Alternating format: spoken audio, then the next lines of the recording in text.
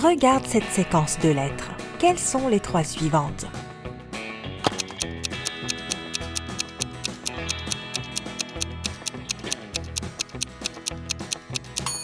Chacune des lettres est la première lettre des chiffres à partir de 1. U pour 1, D pour 2, T pour 3, Q pour 4, C pour 5, S pour 6 et S pour 7. Ensuite, il doit donc y avoir H pour 8, N pour 9 et D pour 10. Regarde cette image et essaye de dire qui est le fantôme.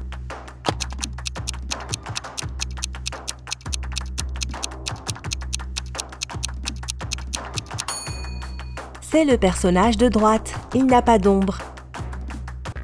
2 personnes, Lisa et Greg, se détendent sur un banc.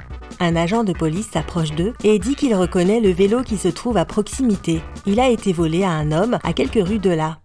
Il demande lequel des 2 l'a volé, mais les 2 nient. Peux-tu dire qui est coupable ?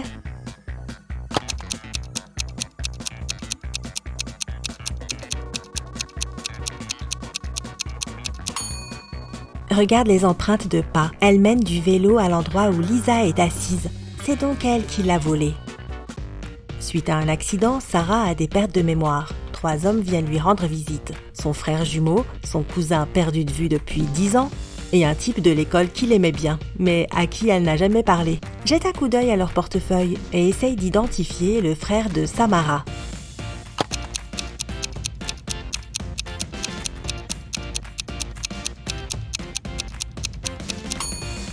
Ce doit être celui-ci. Regarde, il a une photo avec elle.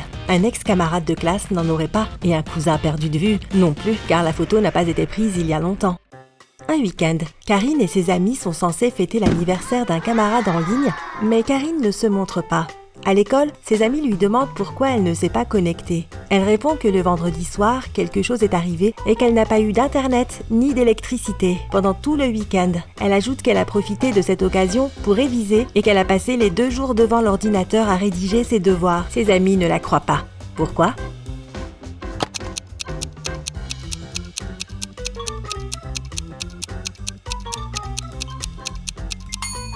S'il n'y avait pas d'électricité, elle n'a pas pu travailler sur son ordinateur. Un ordinateur de bureau ne fonctionne pas sans électricité et un ordinateur portable ne tiendrait pas 2 jours sans être rechargé.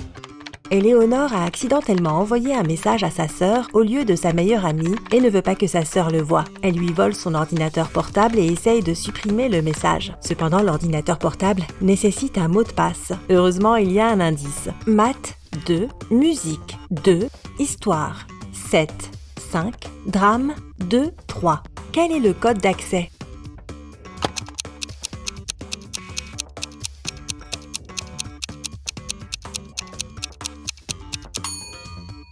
Chaque chiffre indique là où les lettres qu'il faut prendre du mot correspondant. La 2e lettre dans maths est A. La 2e lettre dans musique est U. Les 7e et 5e lettres de histoire sont R et O. Et les 2e et 3e lettres de drame sont R et A. Le mot de passe est Aurora. Emma se promène dans la forêt et se perd finalement comme toujours. Elle tombe sur la maison de la sorcière. Elle entre, dit bonjour, caresse le chat et demande à la sorcière de la renvoyer chez elle. La sorcière lui propose un marché. Si Emma résout sa toute nouvelle énigme, elle l'aidera. Sinon, Emma restera avec elle pour toujours. La sorcière bande les yeux d'Emma. Il y a un nombre inconnu de pièces sur la table. 6 d'entre elles sont du côté face et les autres sont du côté pile. Les yeux bandés, Emma doit diviser les pièces en 2 tas de sorte qu'il y ait le même nombre de pièces côté face dans les 2 tas. Comment peut-elle faire ?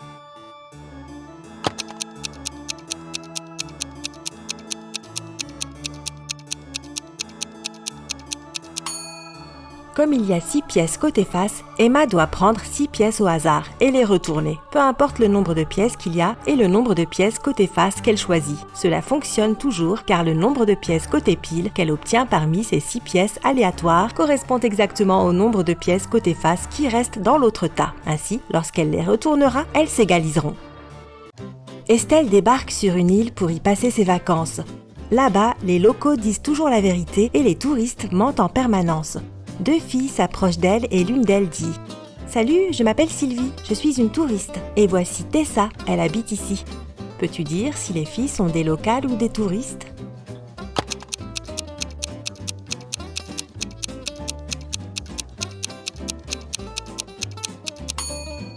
Comme les locaux disent toujours la vérité, une locale ne se qualifierait jamais de touriste. Donc Sylvie doit être une touriste. Mais elle doit bien mentir à propos de quelque chose. Si elle a dit la vérité sur elle-même, alors elle ment sur Tessa. Donc Tessa est aussi une touriste. Madame Virginie Dell est une jeune femme riche. Elle adore les bijoux et garde une collection de ses pièces préférées derrière la vitre de son dressing. Un matin, elle y entre et découvre que quelqu'un a cassé la vitre et volé ses bijoux. Le détective a 3 suspects en tête. La femme de ménage de Madame Dell, Marie, qui nettoie la maison tous les jours. La meilleure amie de Madame Dell, Kelly, qui a la clé de la maison, et sa cousine, Sophie, qui séjourne chez Madame Dell pour les vacances. Marie déclare que la veille au soir, quand elle a nettoyé la chambre, vers 22h, tout allait bien. Kelly dit qu'elle n'est pas venue à la maison depuis quelques jours. Sophie déclare que ce n'est pas dans ses habitudes de fouiller dans la maison de quelqu'un d'autre et de voler des bijoux. Qui a volé les bijoux ?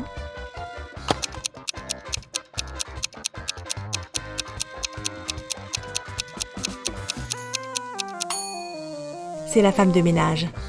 Il semble que juste après avoir cassé le verre et volé les bijoux, elle ait ramassé les morceaux de verre en faisant le ménage. Par une nuit d'orage, Hélène et sa sœur regardent une série jusque tard. Au milieu, il y a un bulletin météo. La présentatrice dit qu'il pleuvra encore pendant 2 jours, mais que dans 72 heures, le soleil brillera. Hélène se tourne vers sa sœur et dit que la présentatrice a tort. Et en effet, la météo des jours suivants confirme cela. Comment l'a-t-elle su ?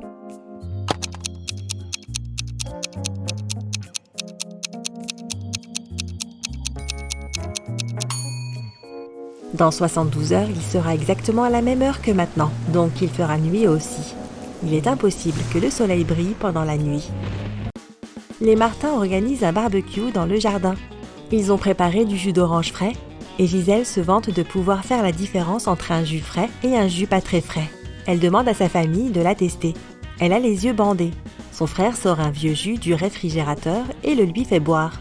Puis il lui donne du jus frais. Gisèle parvient à faire la différence. Comment ?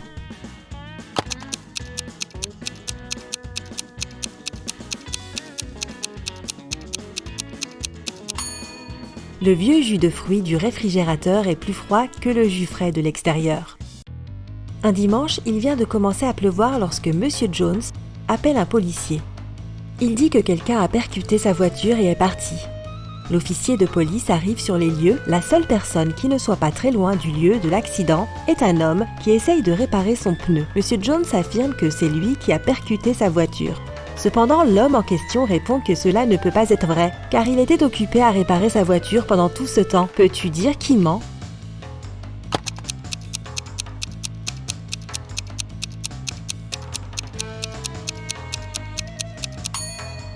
L'homme qui répare sa voiture ment. La pluie vient de commencer à tomber. S'il était en train de réparer sa voiture depuis un certain temps, le sol sous sa voiture aurait été sec. Mais il est mouillé, ce qui signifie qu'il vient juste d'arriver. Béatrice organise une fête d'anniversaire costumée. Un détective arrive au milieu de la fête, expliquant qu'il cherche un voleur qui doit être là, se faisant passer pour un invité. Regarde les convives et identifie le suspect du détective.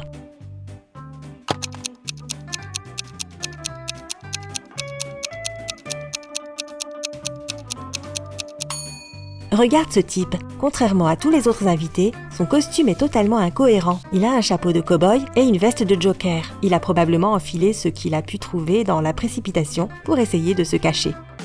Yvonne part en voyage d'affaires et demande à son petit ami, Daniel, d'aller lui acheter une tablette de chocolat spéciale chez un homme qui vient une fois par mois à midi. Mais ce jour-là, il est occupé à jouer à des jeux vidéo et il oublie complètement sa mission. Quand elle revient, Yvonne lui demande s'il lui a acheté sa tablette et il répond que toutes les tablettes étaient vendues quand il est arrivé. Il lui a même envoyé une photo de lui au parc pour prouver qu'il était là. Yvonne regarde la photo et comprend que Daniel lui a menti. Comment ?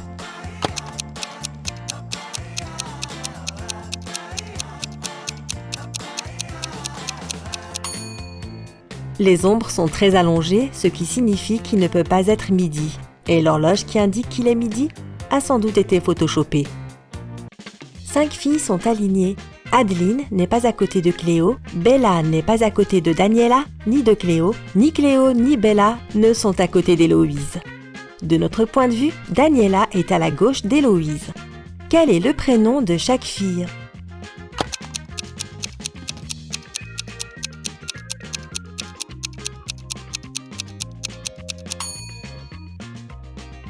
Adeline n'est pas à côté de Cléo. Donc nous pouvons éliminer les cases où elles se croisent. Bella n'est pas à côté de Daniela ni de Cléo. Daniela et Cléo ne sont donc pas à côté de Bella. Cléo et Bella ne sont pas à côté d'Héloïse et Héloïse n'est pas à côté d'elle. Maintenant, Bella et Cléo ont toutes deux une seule voisine, donc elles doivent être sur les côtés. Mais nous ne savons pas qui est à gauche et qui est à droite. Essayons les deux configurations. La voisine de Bella est Adeline, la voisine de Cléo est Daniela. Dans les deux cas, Héloïse est au milieu. Maintenant, rappelons-nous de la dernière condition, à savoir que Daniela est à la gauche d'Héloïse. Cela valide la première configuration. Les filles se prénomment dans l'ordre Cléo, Daniela, Héloïse, Adeline et Bella. Ouf!